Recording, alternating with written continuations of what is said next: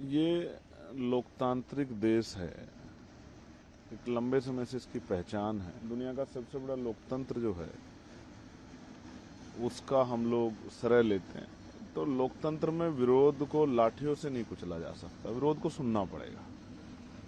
और जो सत्ता में आसीन है उनको विरोध का कारण और उसका निवारण दोनों करने पड़ेंगे। कल जो हुआ वो क्यों हुआ? अगर सरकार संवाद करती, हम जब हाउस में आते हैं तो ये कहा जाता है कि विपक्ष हंगामा ना करे, संवाद करे। संवाद होना बहुत जरूरी है। तो आपने 30 दिन से जंतर मंतर देश की राजधानी में प्रोटेस्ट चल रहा है, 20-20 दिन से लोग भूख हड़ताल में बैठे हैं, आप क्या उनके मरने का इंतजार करते? आपने संवाद क्यों नहीं किया? और कल जब देश का नौजवान आ गया है सड़कों पे और फिर उसके साथ जिस तरह की ब्रुटलिटी हुई है, जिस तरह उसको पीटा गया है, आप अगर रोकना चाहते तो पैरों पे लाठी मार दो, लेकिन सर में लाठी मारने का, बच्चों को पीटा गया। जब रात मैंने वो विजुअल्स जाके देखे, क्योंकि जैमर लगे हुए थे, फोन नहीं मिल रहे थे, जब मैं गया अपने ऑफिस में और मैंने वो देखे तो मुझसे रहा नहीं गया। मुझे लगा कि जब वो भूखे प्यासे यहाँ जो है सड़कों पे घूम रहे हैं, फिर आंदोलन कर रहे हैं, तो मैं कैसे चुप रहूं? इसलिए मैंने तय किया कि मैं अपनी जिम्मेदारी को अदा करूंगा, मिट्टी का कर्ज अदा करूंगा, एक युवा होने का कर्ज अदा करूंगा, और मैं भी बैठूंगा आंदोलन पे। और मैं रात से बैठा हूं, लेकिन कुदरत मेरी बड़ी परीक्षा ले रही है कि बारिश नहीं रुकी रात से। ना रुके बारिश।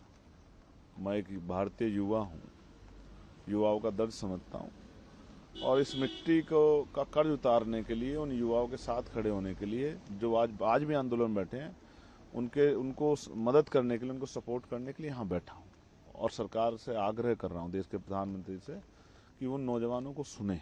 उनको कुचलने से नहीं, उनको सुनने से, उनकी समस्या का हल करने से नौजवानों में क्षमता पैदा होगी, उनके अंदर जो है आपके प्रति विश्वास पैदा होगा। और आप नोटिस कीजिए, ये 51% आबादी वाला देश है। आप 51% आबादी को इग्नोर करके या उसको कुचल के क्या सीख लेके गए हो? किसी पॉलिटिकल पार्टी के वर्कर नहीं थे, वो युवा थे, पढ़ने वाले स्टूडेंट थे।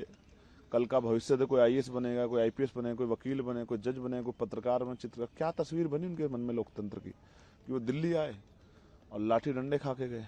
ये तकलीफ दे है।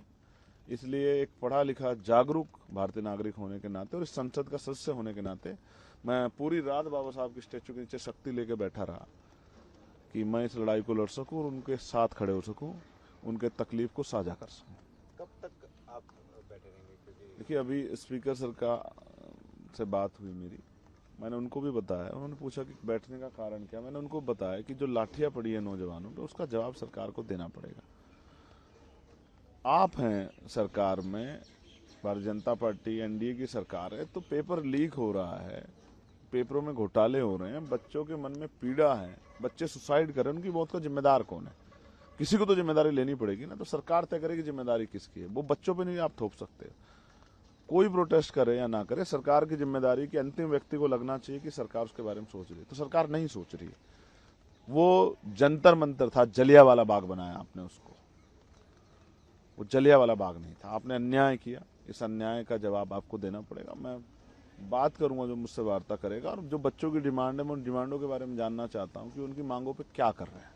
नहीं मांग सुनेंगे तो लड़ूंगा, और अपने लोगों को भी कहूंगा, आज इंतजार करूंगा कि सरकार हमारी मांग को सुने। अगर वो हमें भी इग्नोर करेगी, जैसे बच्चों को इन संवाद से इग्नोर किया गया, तो फिर आंदोलन होगा, देश भर में होगा, जिला मुख्यालय पे होगा, प्रदेश कार्यालय पे होगा। प्रदेश मुख्यालय पे हम लोग चैन से नहीं बैठेंगे। ये युवाओं की लड़ाई हम लोग लड़ेंगे। पहली बार शिक्षा के लिए आंदोलन हो रहा है। मैं एक प्राइमरी स्कूल का हेडमास्टर का बेटा हूँ, शिक्षा की वैल्यू समझता हूँ, और मैं शिक्षा के कारण यहाँ तक आया हूँ, शिक्षा के कारण वहाँ बोलता हूँ पार्लियामेंट में।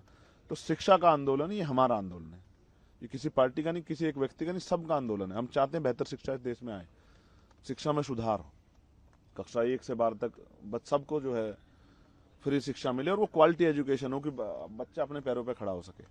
आप रोजगार नहीं दे सकते तो शिक्षा दो शानदार। आप छीन रहे हो शिक्षा, उनसे भविष्य छीन रहे हो। 94,000 स्कूल बंद किए हैं आप लोगों ने, गरीबों के आगे बढ़ने का रास्ता बंद करो। ये अन्याय नहीं सहेंगे हम लोग। इसलिए मैं यहाँ पूरी रात से बैठा हूँ, और चाहे आंधी या तूफान, मैं डटा रहूंगा जब तक मेरे अंदर हिम्मत है।